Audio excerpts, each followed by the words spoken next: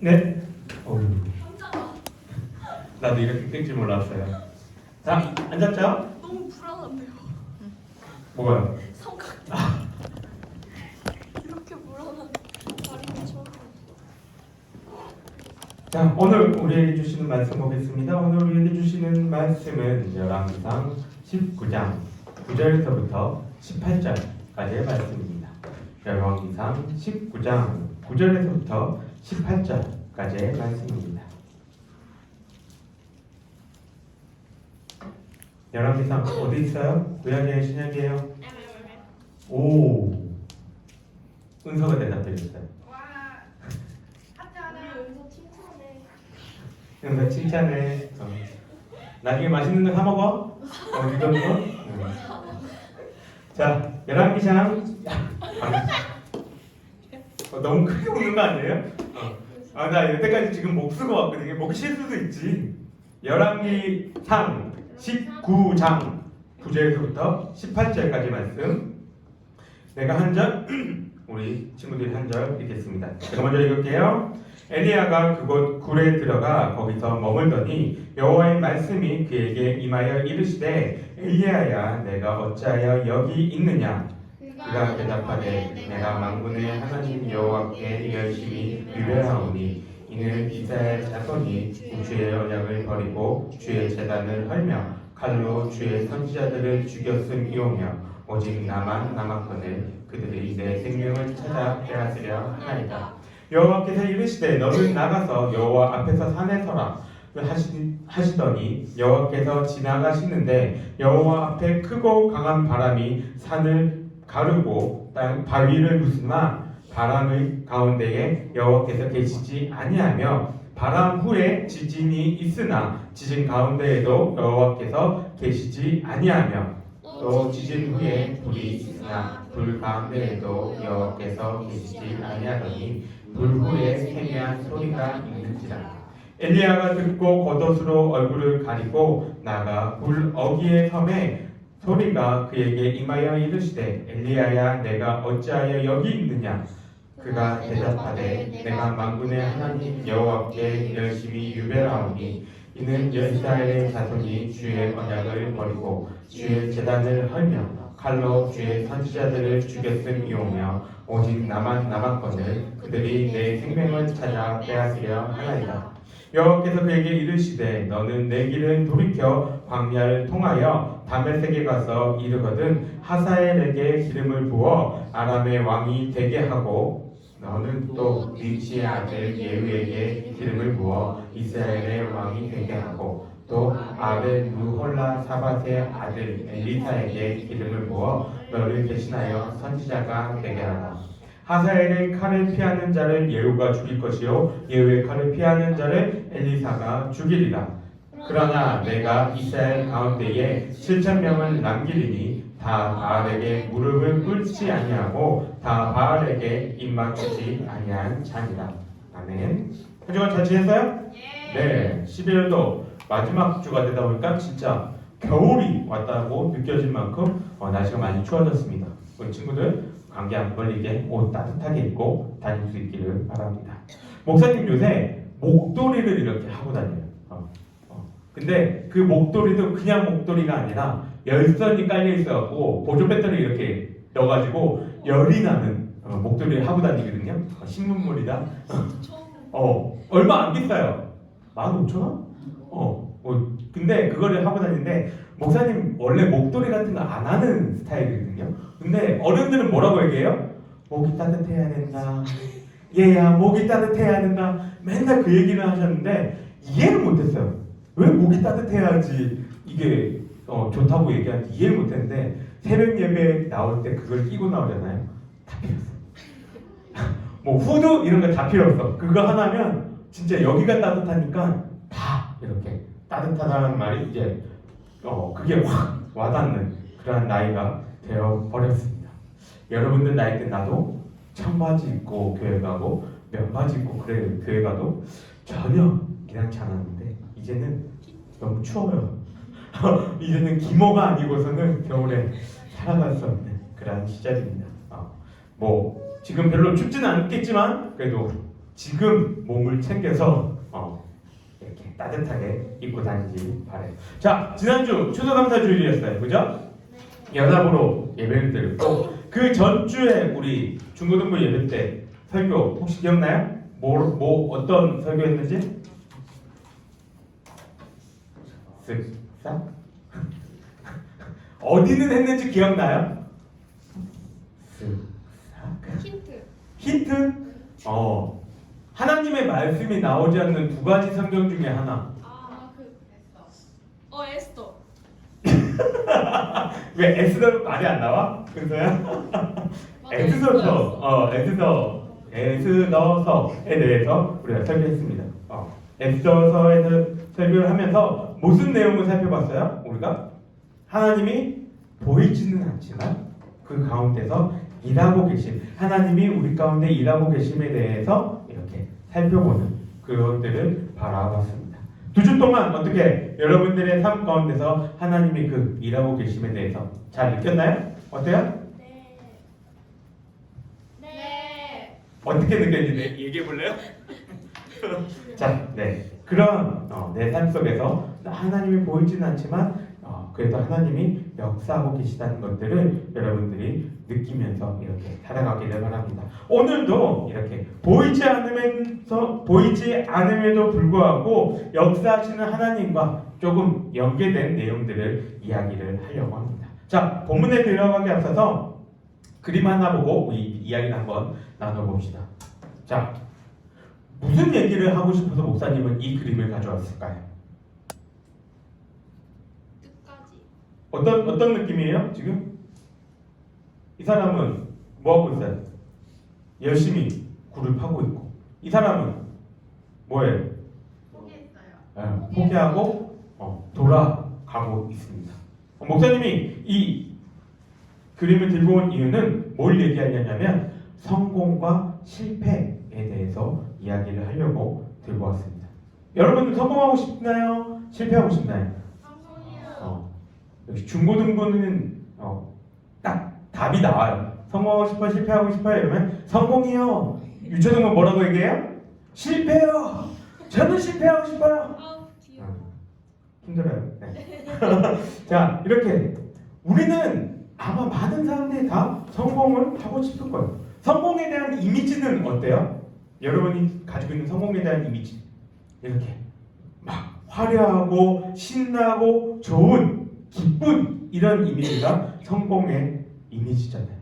무엇인가 확실하고 명확하고 잘한 것 같아 보이고 그런 것들을 우리는 성공이라고 이해합니다. 세상은 어떠한 일이 진행됨에 있어서 삐까번쩍하고 화려하고 멋지고 나이스한 그렇게 진행되는 것들을 우리는 바랍니다. 근데 문제는 세상에서 여러분과 저는 어떠한 사람입니까?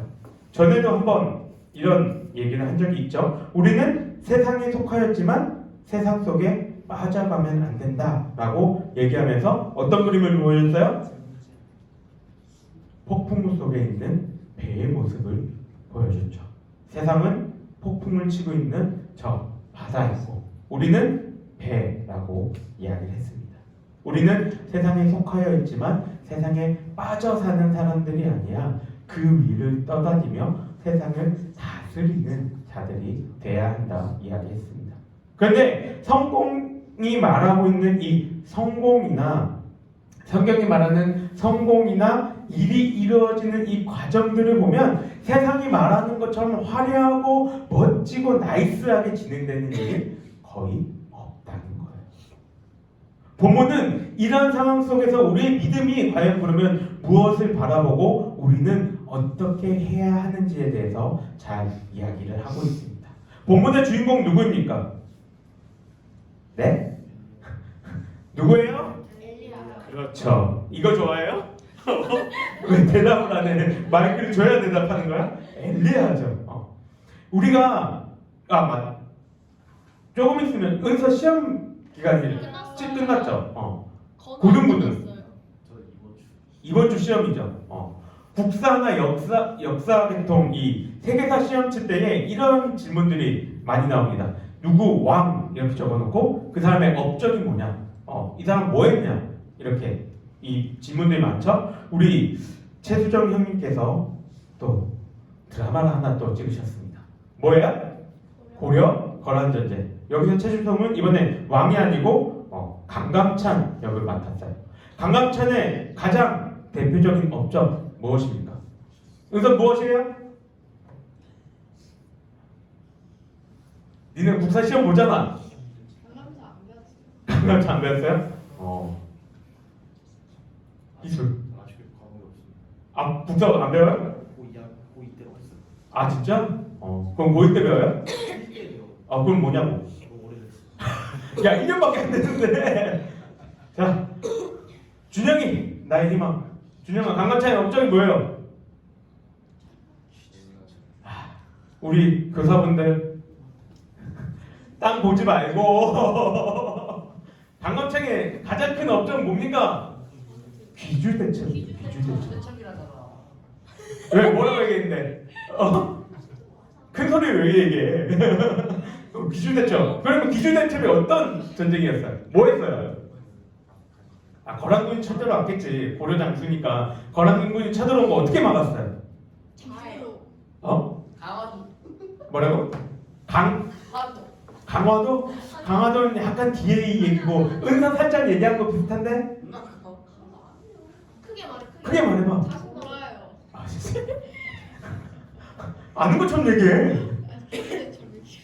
기주대첩 뭐였냐면은 살수대첩하고 비슷해요. 살수대첩을 어떻게 했어요? 을지문덕 살수대첩 어떻게 해서 이겼어요? 어떠한 전략으로 이겼어요? 지금 국사책은 아니잖아. 얘들아 빨리빨리 대답이 돼. 이게 티키카카가 돼야지 빨리 설명을 하지. 살수대첩 어떻게 이기냐고. 몰라? 처살로. 아 미안 내가 성경의 예를 들 걸 그랬다. 네. 홍해를 건너갔을 때 애국 사람들이 어떻게 죽었어? 홍해가 다시 무너져서 다 죽었죠. 귀주대첩도 물 막아놓고 물 터뜨려서 죽인 거예요. 네.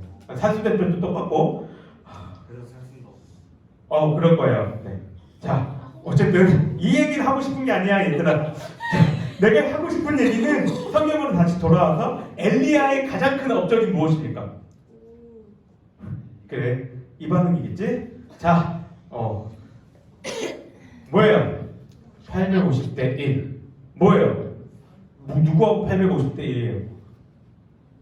엘리야가 이스라엘 백성들이 섬기고 있었던 바알의 선지자들 850대 1로 싸운 거죠. 어떤 싸움이었어요? 치고받고 했나요?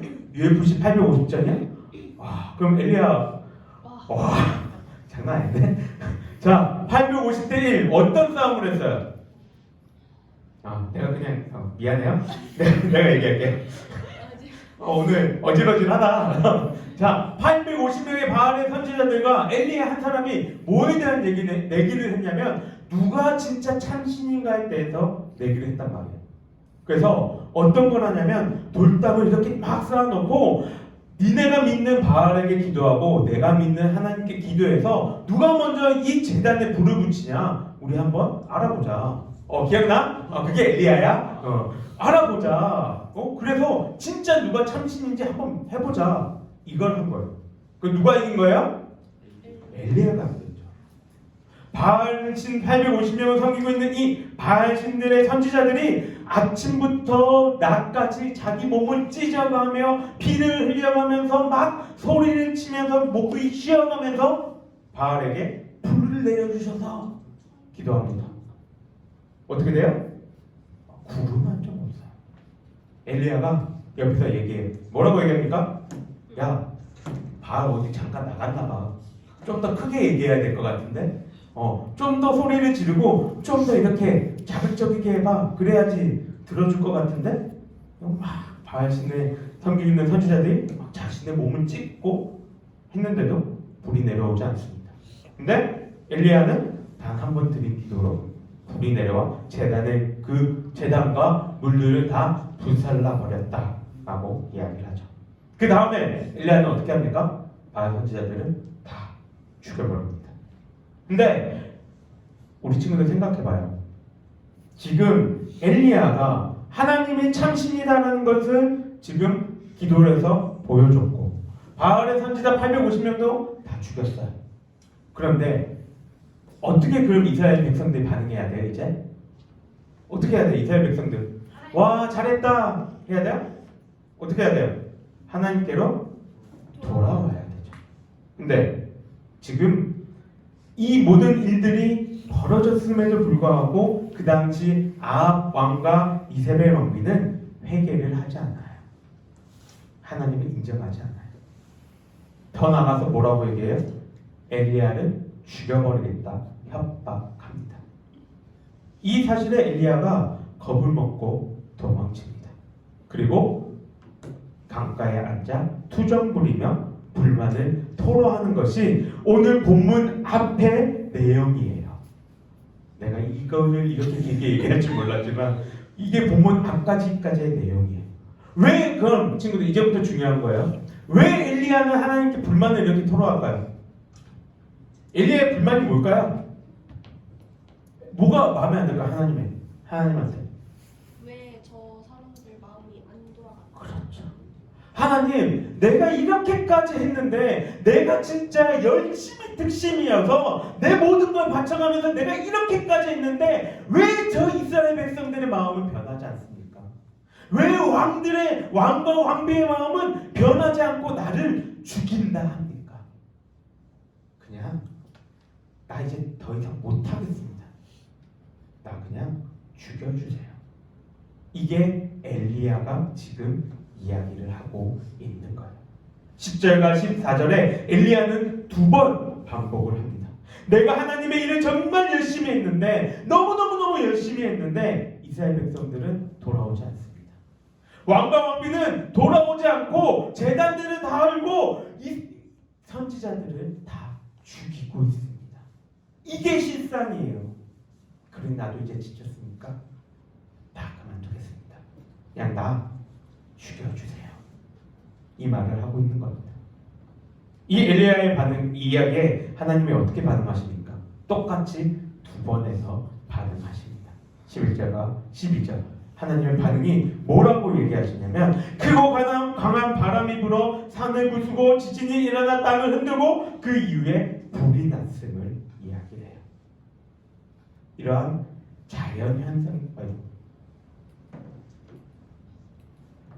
이런 자연 현상들이 일어났다고요. 그런데 중요한 게 그 뒤에 뭐라고 얘기합니까? 11절과 12절 이러한 상황 가운데서 뭐라고 얘기해요? 여호와께서 계시지 아니하며 바람이 불어요. 거기에 여호와가 계시지 않대요. 지진이 일어나요. 거기에 여호와가 계시지 않대요. 불이 일어나요. 거기에 여호와가 계시지 않대요. 이게 무슨 의미일까요? 구약 성경을 이렇게 쭉 여러분들이 보게 되면은 하나님이 이 땅에 오셨을 때, 하나님이 우리 가운데 내려오셨을 때에 나타나는 여러 가지 상황들이 있어요. 그 대표적인 게 이 세 가지예요. 불과 바람과 지진. 모세가 시내산에서 하나님께 이 십계명을 받을 때도 그 산 가운데에 우레가 치고 지진이 있었고, 모세가 떨기나무에서 하나님을 만났을 때 그 떨기나무가 어떻게 됐어요? 반짝반짝 거렸어요? 어떻게 됐어요? 불에 타고 있었어요. 하지만 타지는 않았죠. 불이 붙었지만. 그게 하나님의 모습이라고. 구약 성경에 이 모습들은 하나님이 나타나셨다를 강조하는 거예요. 그런데 지금 그 다음에 뭐라고 얘기해요? 하나님이 그 안에 계시지 않는다고 얘기해요. 그리고 12절에 뭐라고 얘기합니까? 세미한 소리가 있는지라.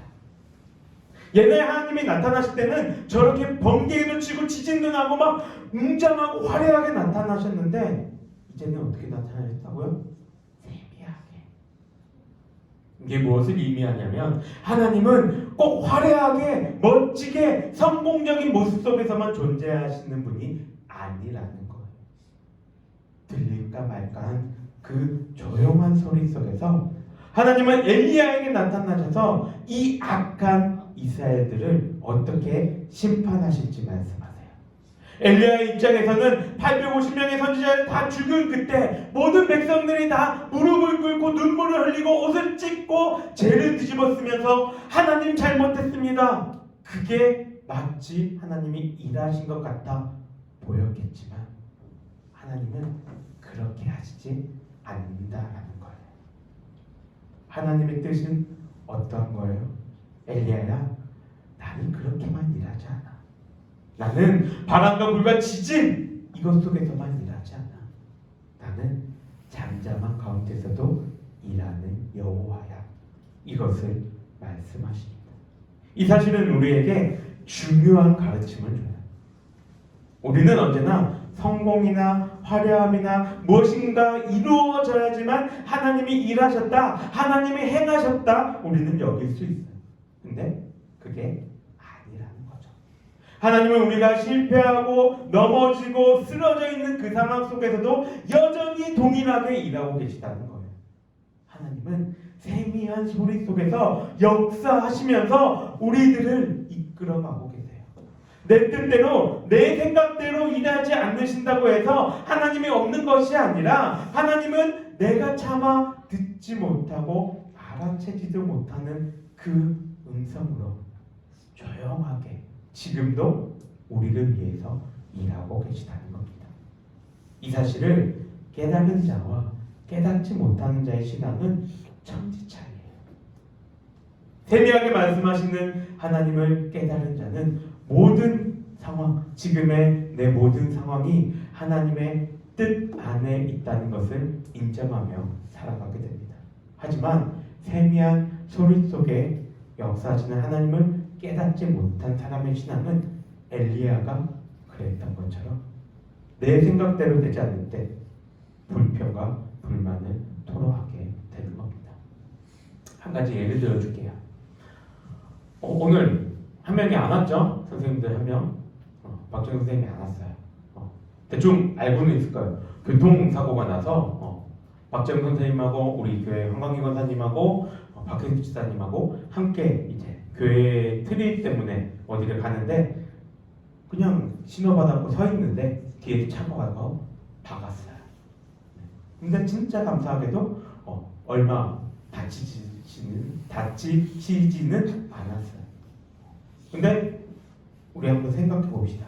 그 차 분명히 브레이크를 안 밟았거든요. 그 차 분명히 신호 전방 주시를 안 했어요.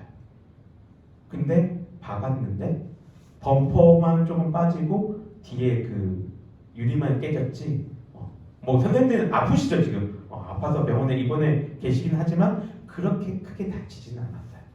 근데 여러분 우리 한번 생각해 볼까요? 덤프 트럭이 와서 박았다고 생각해봐요. 어떻게 될까요? 같이 갔던 차가 마티즈였거든요. 목사님 마티즈 운전해봐서 아는데 톡 치면 어떻게 돼요? 나요. 진짜 범퍼 내가 이렇게 당기면은 빠져요. 근데도 하나님이 보호하시고 물론 아파서 입원해 계시지만 일주일에 휴가라고 얘기를 했어요. 물론 지금 아프곤 있고 치료를 받고 있지만 그렇게 조금 다친 것도 진짜 하나님의 은혜죠. 그 차가 조금 속도가 나서 그렇게 박은 것도. 근데 이거를 우리가 깨닫는 자와 깨닫지 못한 자는 어떻게 돼요? 아니 어떻게 내가 교회 일을 하러 가고 하나님의 일을 하러 갔는데 교통사고가 납니까? 하나님 왜 이러십니까? 내가 뭐 잘못했는데요? 가 되는 거예요. 여러분들에게 이 눈이 그 마음이 열려 있기를 바라요. 하나님은 내 지금 상황에서 어떠한 것으로도 다 역사하시는 분이에요. 성공이든 실패든 그게 하나님께 있어서 중요한 게 아니에요. 하나님이 중요한 것은 그 일을 통해서 내가 깨닫느냐 깨닫지 못하느냐 이거를 바라고 계십니다. 이걸 잘 기억하면서 하나님은 언제나 지금도 나를 위해 일하고 계심을 인정하며 살아갈 수 있는 우리 모든 중고등부 되기를 주님의 이름으로 간절히 소망합니다. 기도하겠습니다. 사랑이 많으신 하나님 아버지 감사합니다. 오늘 열왕기상 말씀을 통하여 그리고 엘리야의 그 모습들을 통하여서 우리 가운데에 또 일하고 계심을 지금도 잠잠히 일하고 계시는 하나님에 대해서 생각해 봅니다.